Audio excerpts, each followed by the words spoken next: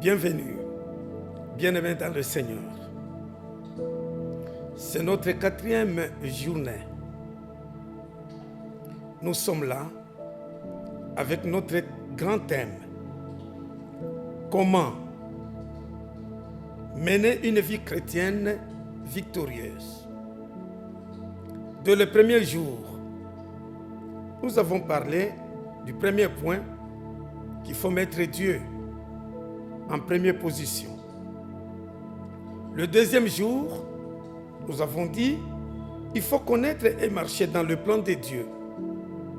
Le troisième jour, nous avons dit il faut vivre par la foi et persévérer dans le combat spirituel. Voici, aujourd'hui au 4e jour, nous donnons un autre point, comment mener une vie chrétienne victorieuse. Ici, nous allons évoquer ce point capital, marcher dans l'obéissance et la sainteté. Vous avez besoin d'être victorieux dans le combat spirituel. Apprenez à marcher dans l'obéissance, apprenez à marcher dans la sainteté. Prenons, pour ne pas parler de ce qui se passe dans nos têtes, prenons 1 Pierre, chapitre 1, le verset 15 et 16. 1 Pierre, chapitre 1,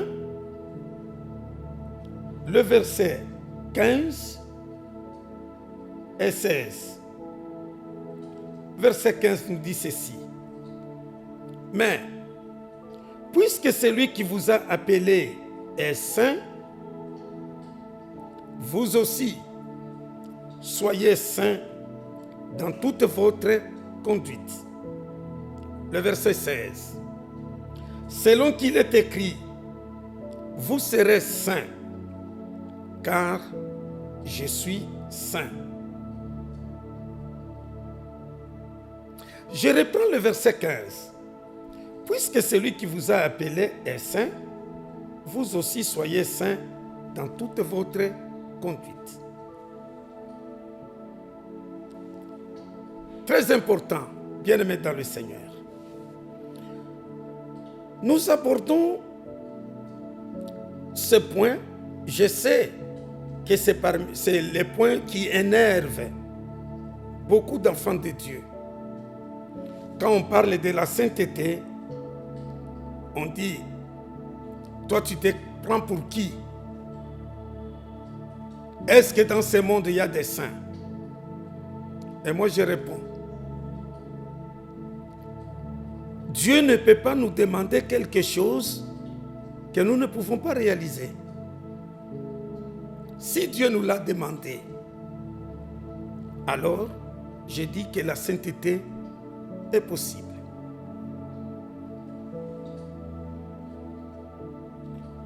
Soyez saints dans toute votre conduite. Mais bien-aimés dans le Seigneur, parce que nous parlons de la marche dans l'obéissance et la sainteté.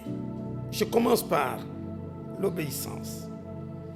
L'obéissance à la parole de Dieu est une clé pour vivre dans la victoire. Lorsque quelqu'un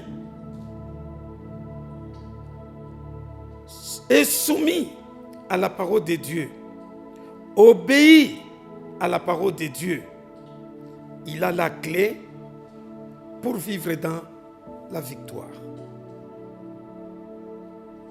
Et 1 Pierre 1, 15 et 16 nous dit, soyez saints dans toute votre conduite. La sainteté ici, être saint, ça signifie tout simplement être mis à part. Donc on te prend dans un groupe, on te met à part. tu n'appartiens plus à ce groupe-là et tu ne t'appartiens plus toi-même. Tu appartiens à celui qui t'a mis à part. Et l'obéissance ouvre la porte à la bénédiction.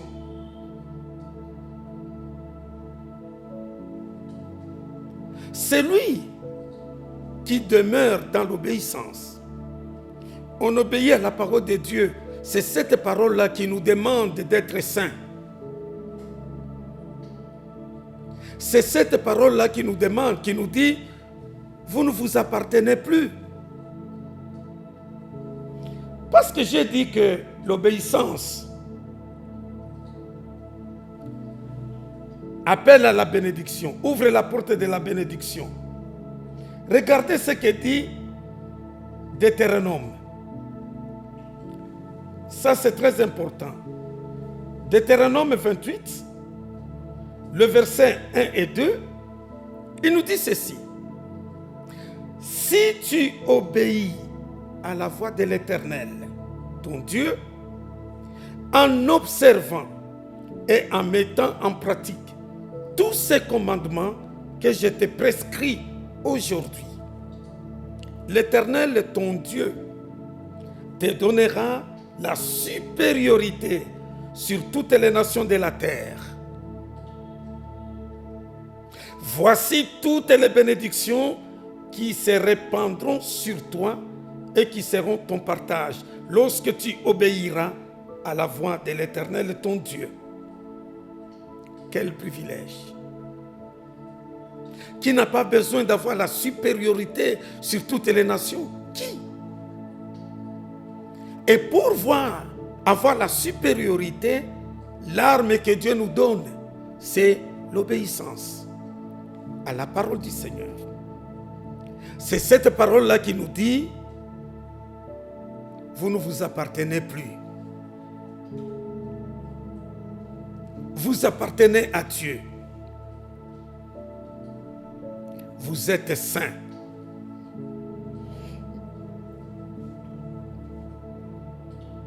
Et c'est un texte, parfois, beaucoup d'enfants de Dieu ne comprennent pas ça. Lorsque quelqu'un obéit à la parole de Dieu, il cesse d'être lui-même. Il dépend de quelqu'un d'autre. Et celui à qui il dépend, il commence à le soutenir. Quand on l'attaque, ce n'est plus lui qu'on a attaqué. On a attaqué son Dieu. Et Dieu considère cet homme-là comme la prunelle de son œil. Soyez saints. Regardez la vie de Joseph. Joseph refusa la tentation et Dieu l'éleva. Nous sommes dans Genèse 38, 39. Il est seul avec la femme de son patron. On le sollicite. Lui dit non, comment commettrais-je un si grand péché devant l'Éternel? Le degré de l'obéissance, de la crainte de Dieu de Joseph l'amenant à l'élévation. Mes amis, nous ne pouvons jamais dominer le monde si nous ne sommes pas soumis à Dieu. Ce que nous commettons comme les erreurs aujourd'hui, tôt ou tard, ça finira par nous rattraper. Craignons Dieu, même si nous sommes seuls, même si nous sommes en brousse, même si personne ne nous a vus. marchons dans la crainte de Dieu. Je vais vous donner l'illustration du jeune homme, Ruben. Très beau. Dans sa jeunesse, un jeune homme rempli de vigueur. Son père avait beaucoup de femmes, même des concubines. Par-ci, par-là. On ne sait pas qu'est-ce qui s'est passé. Ruben va prendre la femme de son père pour en faire sa femme ou sa concubine, on ne sait pas. Son père, étant informé, il n'a rien dit.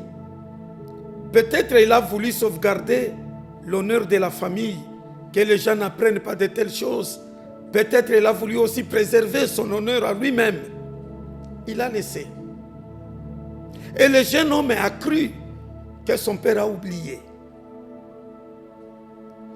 Quand il est devenu vieux, son père près de mourir, c'est alors que le père appelle ses enfants. Mes chers enfants, venez, je vais vous bénir. Je vais vous dire ce que vous serez. Écoutez mes amis, quand il vient, lui croyant que c'est aujourd'hui que son père va le bénir, son père lui rappelle ce qu'il avait fait. Tôt ou tard, ce que nous avons fait va nous rattraper. Vous ne savez pas ce que vous perdez quand vous vivez dans le péché. Le péché vous affaiblit. Vous ne pouvez plus être un homme fort.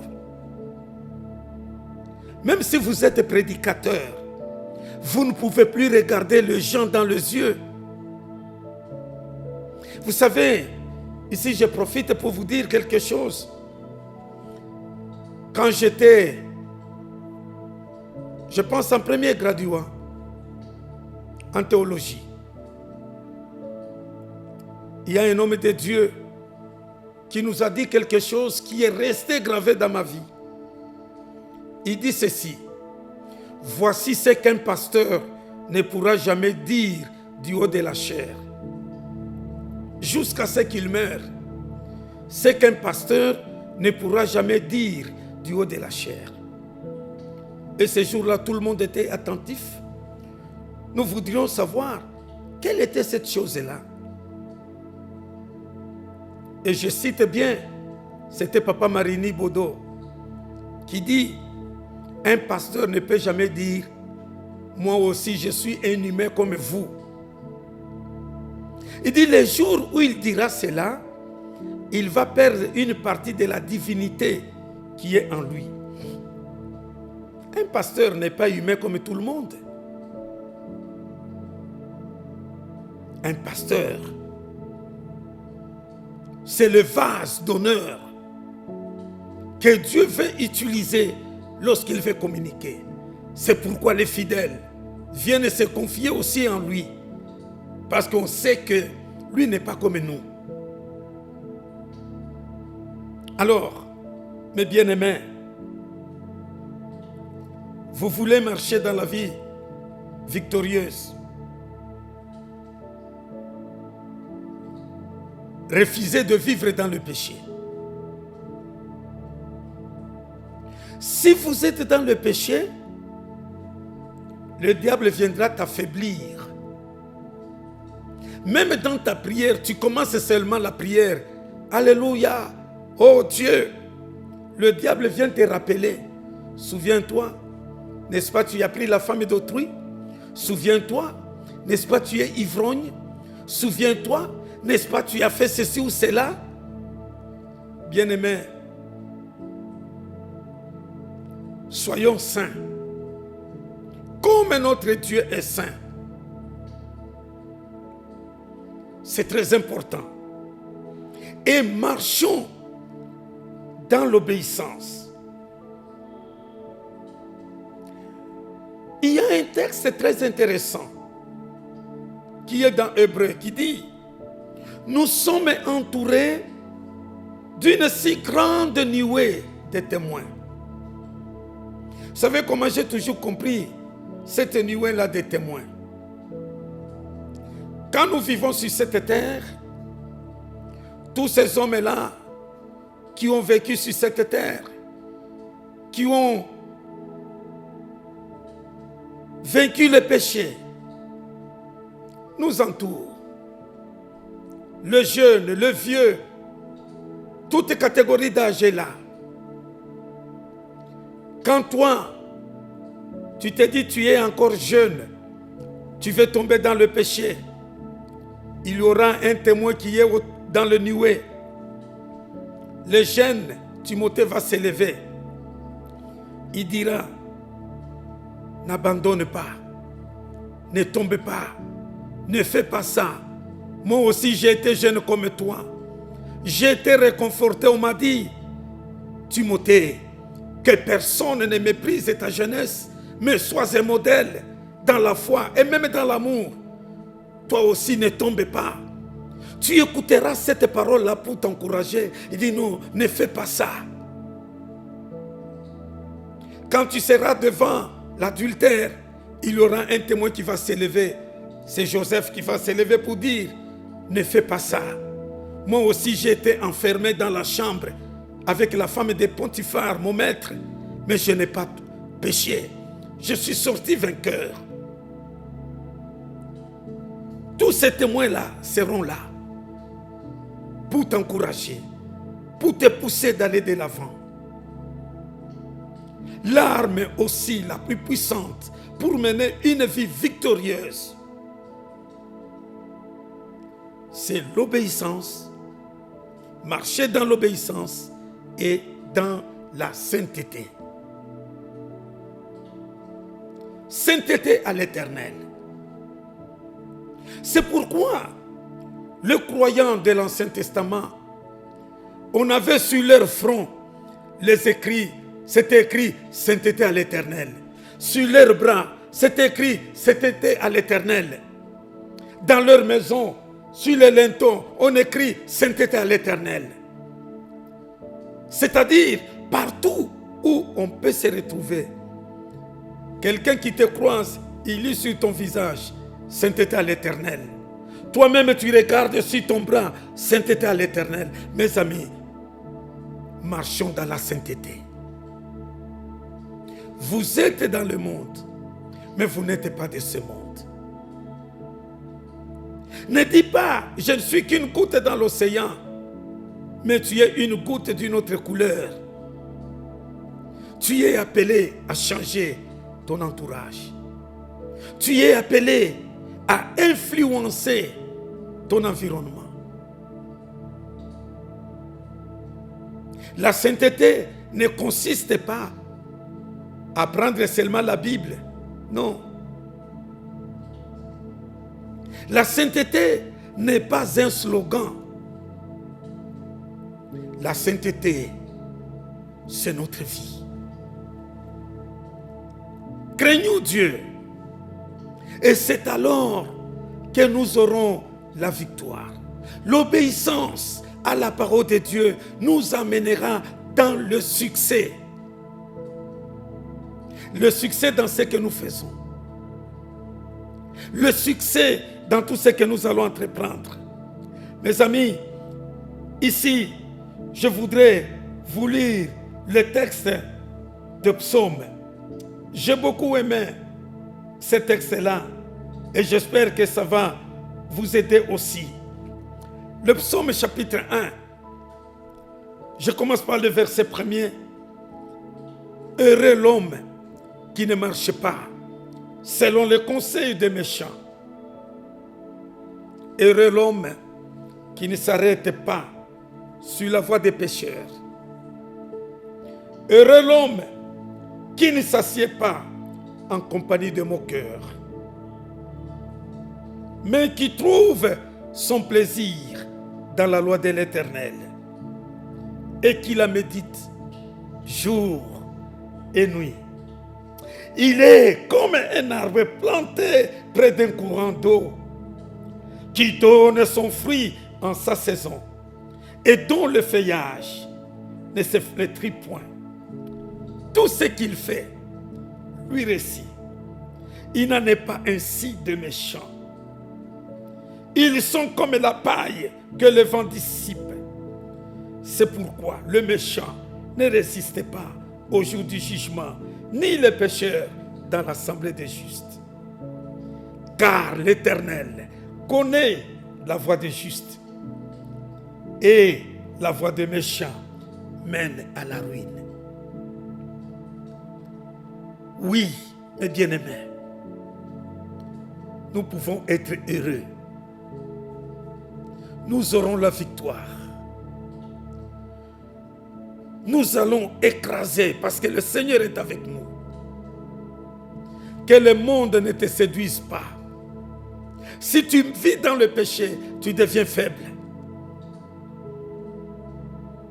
Si tu vis dans le péché en tant que prédicateur, tu commenceras à dire aux gens, suivez ce que j'ai dit, ne suivez pas ce que j'ai fait. Non, c'est une faiblesse. Il ne faut jamais dire ça. Tu dois dire, comme l'apôtre Paul l'a dit, soyez mes imitateurs, comme moi, je suis imitateur de Christ. Vous allez dire comme Paul, ce n'est plus moi qui vis, c'est Christ qui vit en moi. Vous allez dire comme Paul, ma vie a été crucifiée sur la croix. Maintenant, j'ai une nouvelle vie. La sainteté doit être une arme pour nous, enfants de Dieu, selon qu'il est écrit, si quelqu'un est en Christ, il est une nouvelle créature. Les choses anciennes sont passées, et voici toutes choses sont devenues nouvelles. Vous qui me suivez, nous voici à la fin maintenant de notre 4e journée. Je ne voudrais pas être long, mais je voulais être court pour que cela reste gravé en toi.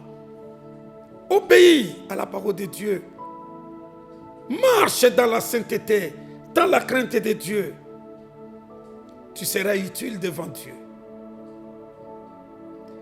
Même si tu es tombé, même si tu es parti loin du Seigneur, voici l'occasion que le Saint te donne. Demande pardon. Il va te laver et te purifier. Es-tu prêt à donner ta vie à Christ? Je vais prier pour toi. Ferme tes yeux là où tu es. Garde les mains levées. Je vais implorer la grâce du Seigneur sur toi. Éternel mon Dieu, mon roi. Bénis mon frère et ma soeur qui a suivi cette intervention. Donne la force à chacun de tes enfants de marcher dans l'obéissance à ta parole, de marcher dans la sainteté. Merci Seigneur. Je le crois. Je le crois que tu as pardonné à celui qui est tombé. Tu as lavé la vie de celui-là qui s'est essuyé dans le mal. Il est devenu faible. Récupère-le, Seigneur. Donne-lui la force du buffle pour qu'il avance. Au nom de notre Seigneur Jésus, je viens ici de prier. Amen. Et je te demande, si tu n'es pas encore abonné, abonne-toi et partage aussi avec les autres. Nous allons nous retrouver à la 5e journée. Il y a encore beaucoup de choses à partager ensemble. Que Dieu vous bénisse. Amen.